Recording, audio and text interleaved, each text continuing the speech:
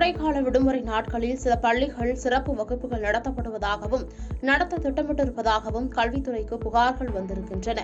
இந்த புகாரை தொடர்ந்து கல்வித்துறை அனைத்து பள்ளிகளுக்கும் மாணவர்களுக்கு சிறப்பு வகுப்புகளை நடத்தக்கூடாது என்று சுற்றறிக்கை அனுப்பியுள்ளது. அதில் பள்ளி மாணவர்களுக்கு கோடை விடுமுறை மற்றும் அரசு பொது விடுமுறை நாட்களில் சிறப்பு வகுப்புகள் நடத்துவதாகவும் அது மாணவர்களுக்கு உளவியல் ரீதியாக பாதிப்புகளை ஏற்படுத்துவதாகவும் புகார்கள் பெறப்பட்டு இருக்கிறது. இந்த புகார்கள் சார்பாக அனைத்து பள்ளிகளும் கோடைக்கால விடுமுறை மற்றும் அரசு பொது விடுமுறை நாட்களில் பள்ளிகளில் சிறப்பு வகுப்புகளை தவிர்க்க வேண்டும்.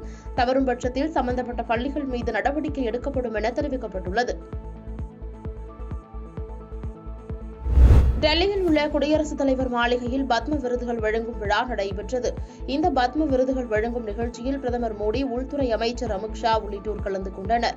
விழாவில் 5 பேருக்கு பத்ம விபூஷன் விருதுகளும், 17 பேருக்கு பத்ம பூஷன் விருதுகளும், 110 பேருக்கு பத்மஸ்ரீ விருதுகளும் வழங்கப்பட்டன.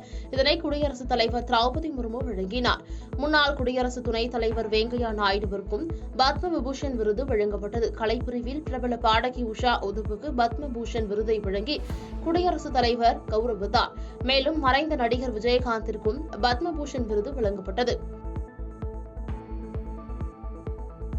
பாகிஸ்தானில் இருந்து ரஷ்யாவுக்கு அதிக அளவில் அரிசி ஏற்றுமதி செய்யப்படுகிறது. அதன்படி கடந்த நிதியாண்டில் மட்டும் சுமார் 40 லட்சம் டன் அளவுக்கு அரிசி ஏற்றுமதி செய்யப்பட்டுள்ளது. எனவே பாகிஸ்தான் பொருளாதாரத்தில் இது முக்கிய பங்கு வகிக்கிறது. இந்நிலையில் பாகிஸ்தானில் இருந்து இறக்குமதி செய்யப்பட்ட அரிசியில் மெகாசீலியா ஸ்கேலாரிஸ் என்ற நுண்ணுயிர் கண்டறியப்பட்டது. இது ரஷ்யாவின் உணவு பாதுகாப்பு தரத்தை மீறுவதாக குற்றம் சாட்டப்பட்டது. எனவே பாகிஸ்தான் தூதரை அழைத்து இதுகுறித்து ரஷ்யா கடும் கண்டனம் தெரிவித்தது. மேலும் இதே நிலை தொடர்ந்தால் பாகிஸ்தானில் இருந்து அரிசி இறக்குமதி தடை செய்யப்படும் என எச்சரிக்கை விடுத்துள்ளது. சுகாதார பாதுகாப்பு காரணங்களுக்காக கடந்த 2019ஆம் ஆண்டிலும் பாகிஸ்தானில் இருந்து அரிசி இறக்குமதி செய்ய தடை விதிக்கப்பட்டது குறிப்பிடத்தக்கது.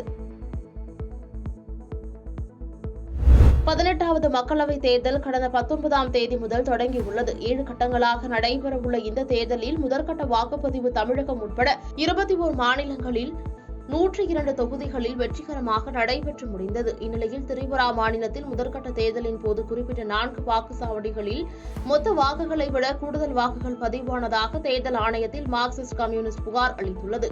அந்த புகாரில் 545 வாக்காளர்கள் உள்ள வாக்குச்சாவடியில் 574 வாக்குகள் பதிவாகியுள்ளது என்றும் 1290 வாக்காளர்கள் உள்ள மற்றொரு வாக்குச்சாவடியில் 1292 வாக்குகள் பதிவாகியுள்ளதாகவும் புகார் அளித்துள்ளது.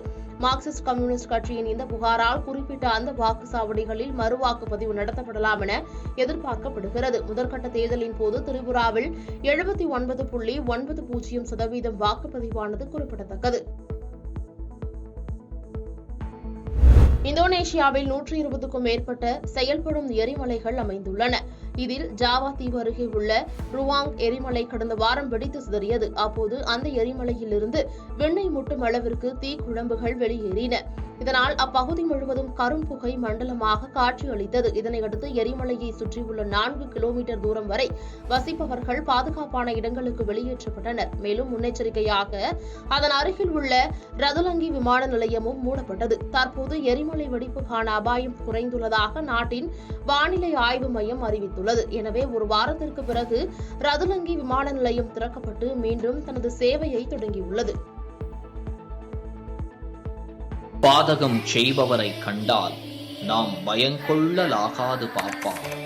மோதி மிதித்து விடு பாப்பா, அவர் முகத்தில் உமிழ்ந்து விடு பாப்பா. அண்மை செய்திகளை உடனுக்குடன் தெரிந்து கொள்ள இணைந்திருங்கள் இயம்நாடு தொலைக்காட்சியுடன்.